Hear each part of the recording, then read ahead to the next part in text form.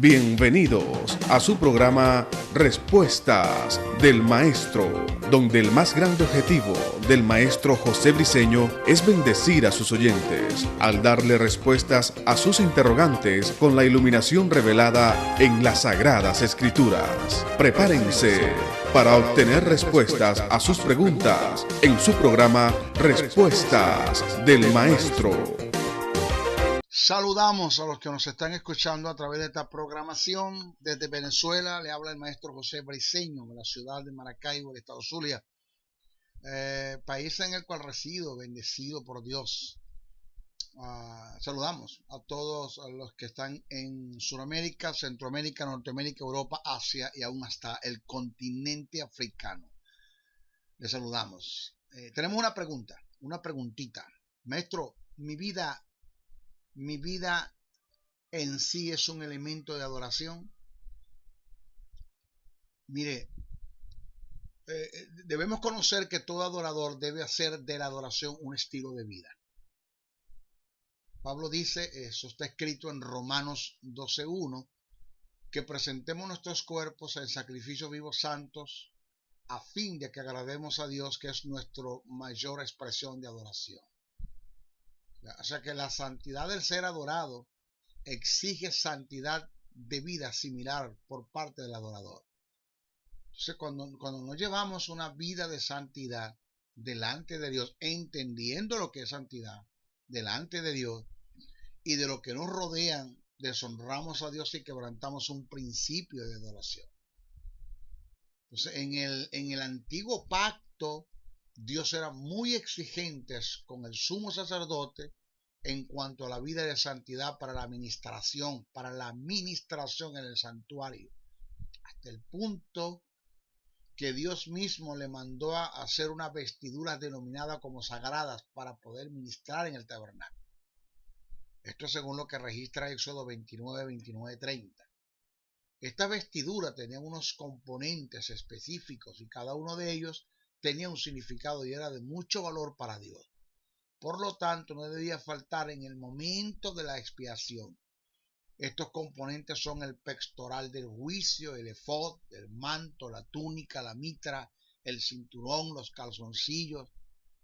Pero además de las vestiduras se agregaron unos accesorios tales como anillos, hombreras, piedras preciosas, los cordones de oro, el tumín y urín, campanillas de oro y sobre todo una lámina de oro como especie de una esclava o como especie de era una lámina que se colocaba sobre la frente y llevaba grabada un letrero que decía santidad a Jehová.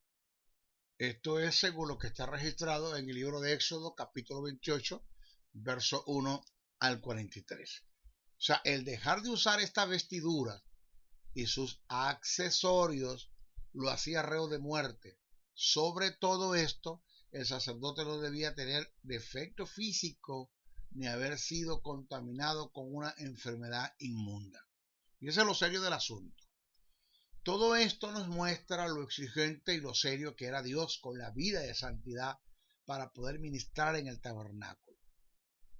En la dispensación de la gracia, todos estos componentes con sus utensilios han sido quitados, pero las demandas relativas a la santidad siguen vigentes. Dios sigue siendo santo y Él exige santidad similar del adorador. El problema del caso es que para muchos el nuevo pacto es gracia y gracia es libertinaje.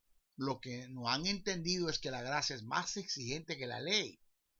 En la ley, para declararte adúltero, tenían que conseguirte en el hecho.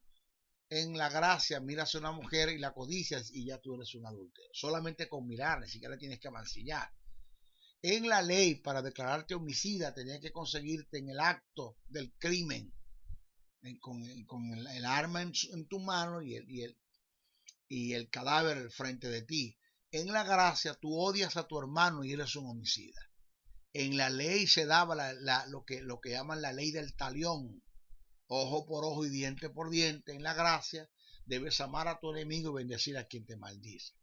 Entonces toma en cuenta todas estas verdades. Si las tomamos en cuenta, todas estas verdades podemos notar que la gracia es más exigente que la ley. O sea, ¿qué me hace? Es lo que yo digo, ¿qué me hace pensar que Dios va a pasar por alto las premeditaciones y el libertinaje y el desenfreno que llevo en la vida de pecado? Dios no puede ser burlado, lo que el hombre siembra eso cosechará, según Gálatas 6:7. Una acción de pecado con premeditación, alevosía y engaño te lleva al acto de prevaricación, lo cual es contado ante Dios como profanación, catalogándote como un profano. Entonces como maestro, soy de los que cree que por causa de tomar y participar de la cena del Señor en pecado en forma descarada, muchos se enferman y otros mueren, según lo que está escrito en primera carta a Corintios, el capítulo 11, versos 27 al 30. Las mismas consecuencias pueden darse a quienes restan importancia a la vida de santidad para ministrar en adoración. Entonces, en una acción, en una ocasión, un pastor de la ciudad en la que vivo, acá en Venezuela, en el país de Venezuela, una ciudad en la que vivo, adquirió unos equipos de sonido, instrumentos musicales para la adoración. Teclados, instrumentos de teclado, instrumentos de cuerda, instrumentos de viento. El pastor anunció un servicio especial para consagrar a Dios los instrumentos.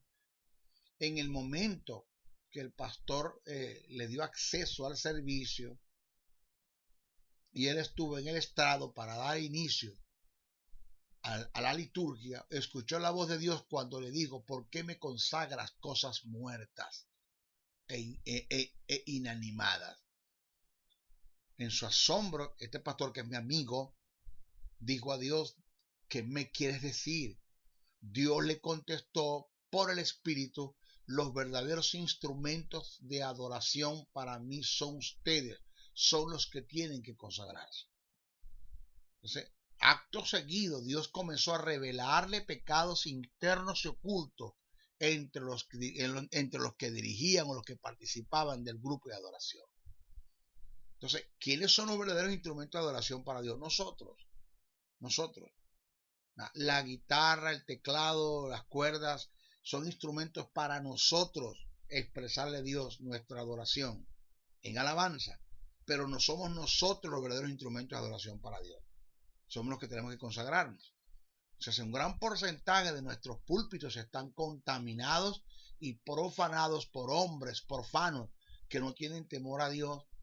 Un hombre de Dios, conocedor de la situación de pecado en la que vive los que ministran el altar, en esa situación tan libre de los que ministran el altar, teniendo conocimiento del asunto, le preguntó a Dios: Señor, ¿por qué los tiempos de Ananías y Zafira no vuelven a la iglesia?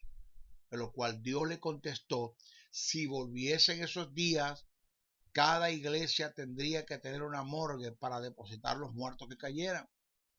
Por ende, pocos me quedarían. El cual Dios le añadió y le dijo: pero voy a marcar un precedente en los tiempos finales, como lo hice en una iglesia naciente. Conforme comencé la obra, la voy a terminar. Entonces, la más grande expresión de adoración ante Dios es mi vida de santidad. O sea, una persona que no entienda y atienda, una persona que no entienda de entender y atienda de atender el llamado a la santidad, no opta para otro tipo de llamado en relación a Dios, porque lo primero que Dios nos llama a nosotros, después del llamado a la salvación, Dios nos llama a ser santos. Pablo dijo en la carta a los Efesios que fuimos hechos para la alabanza de su gloria. El sentido que se le ha dado a este pasaje es que nosotros, como hijos de Dios, fuimos hechos para que adoremos a Él o adoremos al Creador, lo cual es totalmente falso. Se me ha enseñado, señores, que la iglesia fue creada para que adore a Dios y ocupe el vacío que los ángeles que cayeron dejaron. Eso no es lo que enseña la Biblia, eso no es el sentido que Pablo le da. El lenguaje del que escribe, este es el apóstol Pablo, por inspiración, lo que quiso decir fue que como creación de Dios, en el nuevo nacimiento, fuimos hechos para cuando el mundo que nos rodea vea el resultado de su creación, esto es, en el nuevo nacimiento, en nosotros lo glorifiquen a Él. Esto es lo que quiere decir la palabra. O Entonces, según el pensamiento del apóstol Pablo, en nosotros se da una semejanza o un denominador común que se dio en Satanás antes de caer. Siendo Luzbel, Satanás, este ser, siendo Luzbel, a causa de su hermosura y perfección y de su acabado, él, quien Luzbel, antes de caer, como creación fue motivo de adoración al Creador. Cuando las huestes angelicales veían a Satanás a causa de su hermosura, acabado y resplandor y esplendor, adoraban a Dios por su creación. Era tanta la magnificencia de su creación que cuando fue creado se prepararon los instrumentos para celebrar su creación. Indica que en igual forma esta apariencia presenta a este ángel en su creación como un diadema de adoración y alabanza a Dios y a su creador, según Ezequiel 28:13.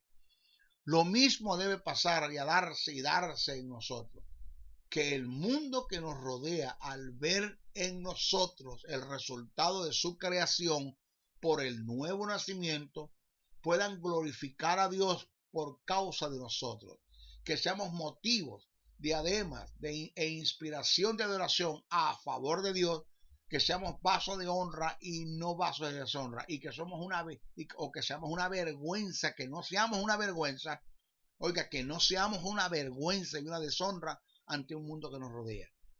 Que cuando quitamos prestado no pagamos, que cuando damos una palabra no cumplimos, que somos fáciles para caer en cualquier tipo de fornicación, que estamos sumergidos en la pornografía, que tenemos relaciones extramatrimoniales aún sin contraer un matrimonio por el Estado, por la nación, legalmente tenemos relaciones antes del matrimonio, o sea, mentiras, raíces de amargura, resentimientos en el creyente, falta de perdón, envidia, celos, contiendas, chismes, brollos, disensiones, herejías, homicidios, borracheras, orgías.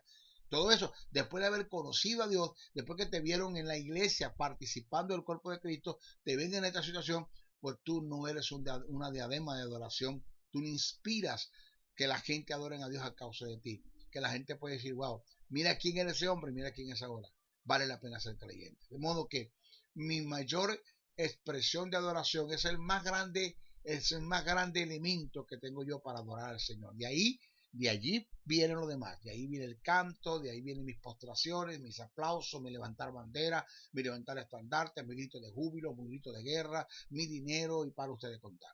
Si yo no comienzo con esto, pues yo no califico para ser un adorador. ¿Ok?